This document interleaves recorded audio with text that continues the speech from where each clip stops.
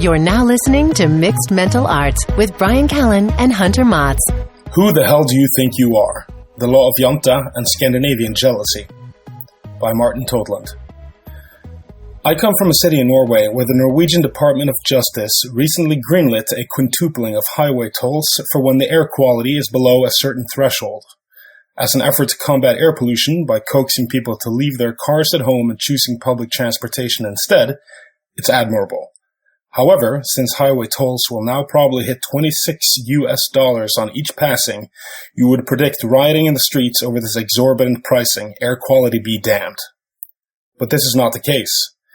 People are quietly accepting it. No one is making a fuss, showing up at the doorstep of the city council and the Justice Department to throw eggs on the bureaucrats who made the call.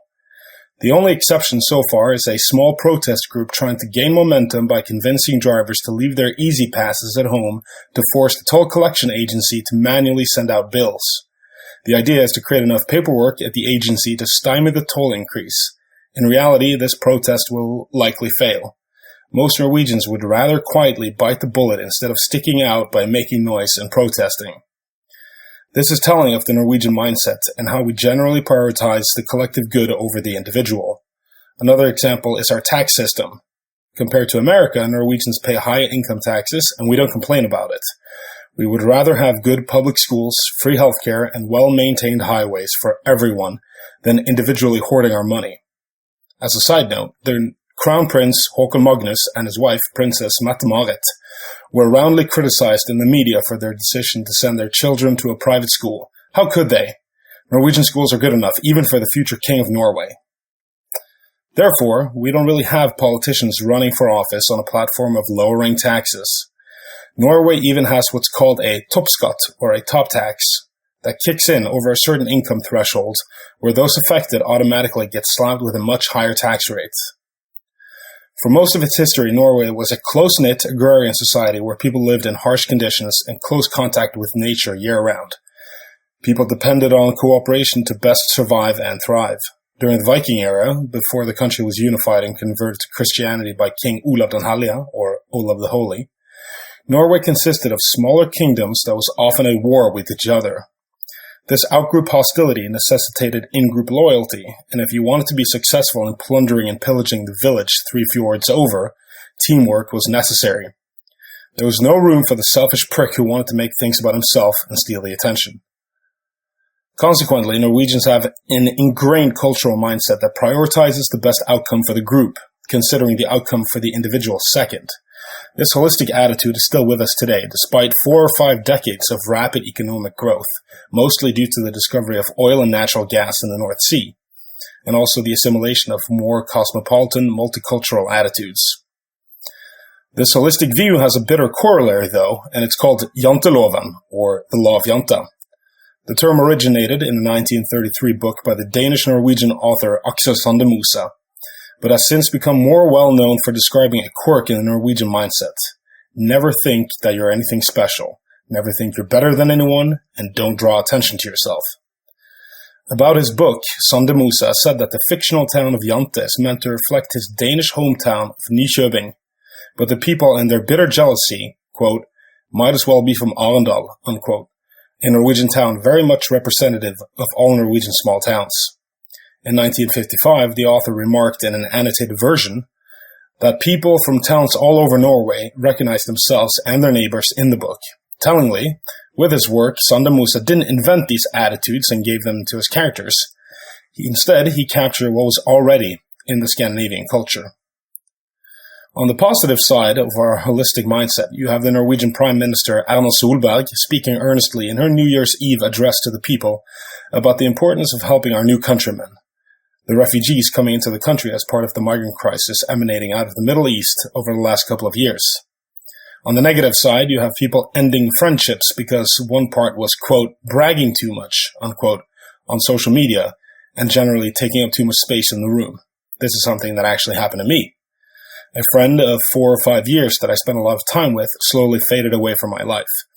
At first, I thought he was just too busy, but I soon learned from a mutual friend that he considered me too boastful and loud and too, quote, American. At this point, I had spent several years living and studying in the United States, where American friends considered me quiet and stoic compared to their standards. Our mutual friend explained at a later point that he had also gotten annoyed with my frequent social media posts from the gym and other social places, and decided that he had had enough. I'm not mad at him, and I still consider him a friend, even though I don't see him anymore. But I do think it's a perfect example of a stereotypically Norwegian attitude. Just who the hell do you think you are, just being yourself and taking up space? As a native Norwegian, I admire our ability to consider and prioritize societal outcomes and our perseverance in working towards a better society for everyone. Simultaneously, I despise our ingrained reflex to automatically hate on those who stand out and behave a little differently than the rest of us. Partly because of that last reason, I've spent almost 7 years living and studying in the United States, which has made me consider a lot of interesting contrasts between Norway and the US. I quickly came to appreciate Americans' openness towards strangers, encouragement of people who want to stand out, eager cheering on of other successes, and supporting people to be themselves, whatever that means. In Norway, you're expected to fit in and not draw attention to yourself. People are often bitterly jealous of other successes too. We're closed off to strangers, which leads many foreigners to think Norwegians are rude. We're not rude, we just don't know you yet, so we're not going to talk to you. In the US, you're encouraged to take risks and try new things. In Norway, people tend to stick to what they know and find pleasure in the familiar. Americans can be confrontational if necessary and speak up if someone is being an asshole in public. Norwegians will instead turn the other way and stay out of it. Inversely, Americans who take risks, financially, bodily, health-wise, whatever, are more screwed if they fail, and it's understood that your failure was a possibility you should have considered, so no one else is obligated to help you. It's all on you. I believe this is a strong underpinning of the opposition to socialized medicine in the US. No one else is responsible for what may befall you, and they'll be damned if their tax dollars is going to go towards helping someone else. The rare Norwegian who takes similar risks will most likely get caught up by a strong social welfare net built up by the state and our high taxes. This Norwegian holistic attitude isn't confined only to us. It also permeates Sweden, our søta bror, our sweet brother to the east. We have a long and intertwining history with the Swedes, so naturally we have a similar collective psyche. In Sweden, the concept of lagom is parallel to Norway's collective holism, or the Janteloven dichotomy. And it's all about moderation and the limiting of excess. The word lagom is a contraction of the phrase laget which directly translates to around the team and dates back to the Viking era. When a horn of mead was passed around, every man would drink exactly his share and nothing more, to ensure that there was enough mead for the whole group. This mindset is still an important part of being Swedish to this day. This attitude of anti-excess permeates Swedish culture and mindset to a high degree. Wealthy Swedes still drive around in reasonable cars like Volvos and Saabs. It is considered flashy and unnecessary to drive more expensive-looking luxury cars. Professional athletes in Sweden display a courteous, honest humility when talking about their achievements because they've grown up learning to consider the team before themselves and to not be a show-off. We all know how American athletes can behave by contrast. I have a pair of friends who live in the fanciest part of Stockholm in Sweden. He is an American, son of an uber-wealthy hedge fund manager from New York, and she is from one of Sweden's most powerful, wealthiest families who control a considerable part of the media landscape. He, being a New Yorker, is loud, talkative, and extremely inviting. She, a Swede through and through, despite having lived decades in New York, is quiet, unassuming, and quite possibly the sweetest person on earth. They are the living embodiment of the contrast between growing up in a wealthy family in the US and in Sweden. Like Norwegians, Swedes are also familiar with the concept of janteloven. In Sweden, however, it is closely tied to jealousy and what is called den svenska avundsjukan, literally, the Swedish jealousy.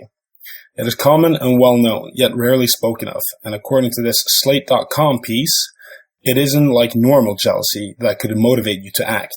It just seethes and stays with you until the grave. Fun fact, Norwegians know of the Swedish jealousy too because of their jealousy of our oil reserves. If you want to familiarize yourself with this part of the Swedish psyche, you should watch the films of Ingmar Bergman. Although there are probably many Norwegians and Swedish people that quietly dislike or even hate janteloven and the concept of lagom, there are both important cultural engines that have helped transform our countries into the happiest countries on earth.